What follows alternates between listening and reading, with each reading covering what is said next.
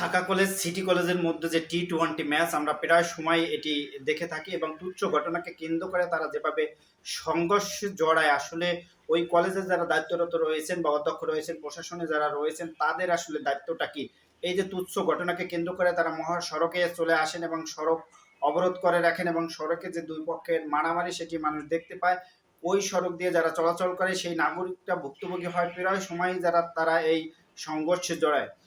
সামান্য কারণ নিয়ে তারা যেভাবে সংঘর্ষ করে তাহলে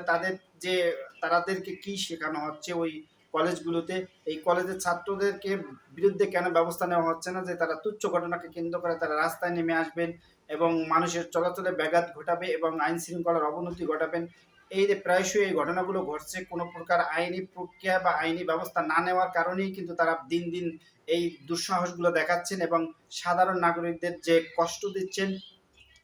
কলেজের সমস্যা কলেজে মিটাবেন এবং দুইটি কলেজের অধ্যক্ষ রয়েছেন তাদের কি ঘটনা ঘটেছেন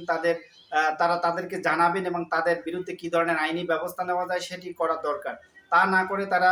একজনকে মারলে আর এক কলেজের সবাই মিলেমিশে আবার সেই তাদের উপর হামলা করা, এটি আসলে কোন শিক্ষার মধ্যে পড়ে? এগুলো কোনো কলেজে যারা পড়তে আসেন তাদের এই শিক্ষার কোনো কার্যক্রমের মধ্যে পড়ে কিনা যে একজনকে আহত করা হলে আর একজনকে আবার আহত করতে হবে? এই যে মেন্টালিটি নিয়ে তারা যে ওই কলেজে অবস্থান করে এবং প্রায় সময় তারা সংঘর্ষে জড়াচ্ছেন, ideal college, city college, Dhaka college,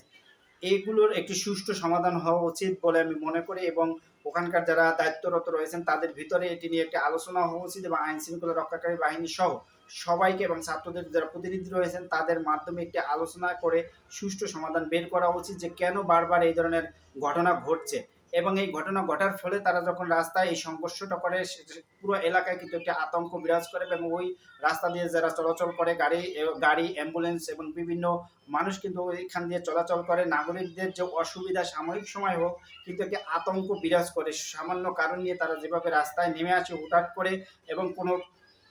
notice ছাড়া। আমরা হরতাল বা অবরোধ হলে আগে থেকে আমরা জানতে পারি সেটি কোন তারিখে হবে এবং কখন থেকে বা কয়টা থেকে কয়টা, কিন্তু এগুলোর কোনো দিনক্ষণ নাই। হঠাৎ করেই দেখবেন যে রাস্তা উত্তপ্ত, তো একটি মানুষ জরুরি কাজেও যেতে পারেন কিন্তু সে আটকা পড়ে যায়। তো এই ধরনের যারা ছাত্র তারা তাদের মন থাকবে নরম এবং তারা শিখতে আসে এবং তারা একটি আদর্শের মাধ্যমে বড় হয়ে এদেশে লিড করবেন, তারা বিভিন্ন জায়গায় জব করবেন, কর্পোরেশন জব করবেন, গভর্নমেন্ট জব করবেন, কিন্তু তারা যেভাবে সংঘর্ষে জড়ায় এখান থেকে মানুষ যে বিরূপ মন্তব্যগুলো করে আমরা দেখতে পাচ্ছি সোশ্যাল মিডিয়ার মাধ্যমে যে এই কলেজে আসলে কি শেখায়, তাদেরকে কি মারামারি শেখানো হয়? আসলে এই কলেজগুলোতে কি শেখানো হয়? তাদের যে আদর্শিক দিক থেকে কিন্তু তারা খুবই একটি নড়বড়ে অবস্থান রয়েছেন। আমরা আশা করব যে ২ কলেজের যে কলেজ রয়েছেন তাদের ভিতরে একটি বোঝাপড়া বা তাদের অধ্যক্ষ ছাত্রদের নিয়ে একটি কমিটি করে তাদের মধ্যে যে বোঝাপড়া কেন বারবার এই ধরনের সংঘর্ষ অথবা তাদের আইনের আশ্রয় নিয়ে বা আইনগত ব্যবস্থা নিলে গত দিনের যে ঘটনাগুলো ঘটেছে সেগুলো যদি আইনগত কোনো ব্যবস্থা নেওয়া হতো হয়তো ভবিষ্যতে কেউ এই ধরনের ঘটনা ঘটাতে সাহস করতো না। তো আজকে আইন শৃঙ্খলা রক্ষাকারী বাহিনী ডিসি মাহফুজ সাহেব যেহেতু ওই কলেজে গিয়ে তাদের সাথে ছাত্রদের সাথে এবং অধ্যক্ষের সাথে কথা বলেছেন, এর একটি সুষ্ঠু সমাধান হওয়া উচিত এবং বারবার তারা যেভাবে সড়কে চলে আসেন সেখানে কিন্তু নাগরিকদের যে কোনো অসুবিধা হচ্ছে এবং মানুষের যে পারসেপশন যে ওই কলেজের জন্য একটি খারাপ বিরূপ ধারণা চলে আসছে যে তারা সামান্য তুচ্ছ ঘটনাকে কেন্দ্র করে যেভাবে সংঘর্ষে জড়ায়, তারা আসলে কিভাবে ছাত্র হলে তো এটা আসলে সম্ভব না যে সাধারণ জিনিস নিয়ে কেন তারা সড়কে চলে আসবেন এবং কলেজের ভিতরগত সমস্যা নিয়েও তারা সড়কে আসেন। আজকে দেখলাম ফেনী বিশ্ববিদ্যালয় বা স্থায়ী ক্যাম্পাসের দাবিতে তারা মহাসড়ক অবরোধ করে রেখেছেন। এই মহাসড়ক অবরোধ করার ফলে যেটি হচ্ছে, এই যারা ওখানে স্টুডেন্ট বা যারা ভর্তি হয়েছেন তারা তো আসলে জানতেন যদি স্থায়ী ক্যাম্পাস ছিল না, তারা ভর্তি হয়েছেন। এখন এটির দায়ভার সমস্ত নেবে বাস মালিক এবং যারা ওখান থেকে যাত্রী রয়েছেন যাত্রীরা, কারণ তারা ওখানে দীর্ঘ সময় যানজটে বসে থাকবেন,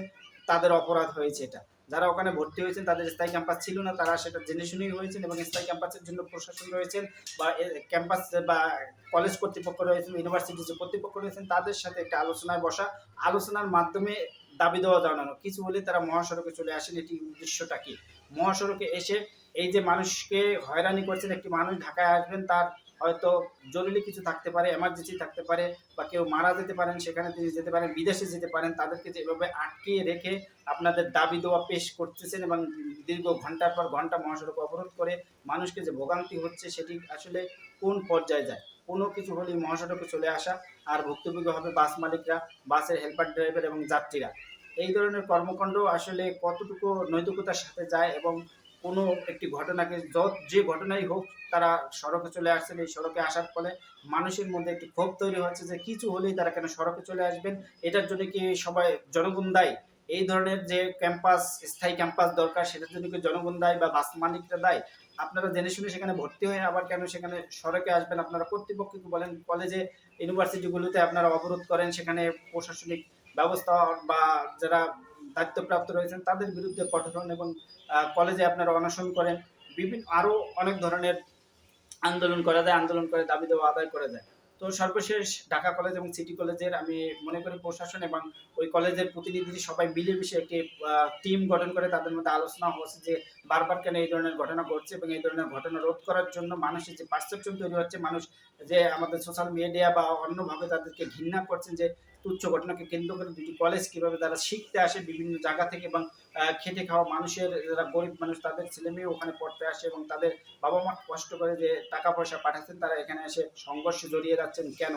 এই প্রশ্নগুলা ওঠা উচিত, এবং এটি একটি সুষ্ঠু সমাধান, অথবা ক্যাম্পাস সরিয়ে নেওয়া, অথবা এটি সুষ্ঠু সমাধানের মাধ্যমে, অথবা যারা এর সাথে জড়িত বা সামান্য জিনিস নিয়ে তারা মারামারিতে লিপ্ত হচ্ছেন, আহত করছেন, তাদের বিরুদ্ধে আইনগত ব্যবস্থা নেওয়ার মাধ্যমে কিন্তু এটির একটি সুষ্ঠু সমাধান করা উচিত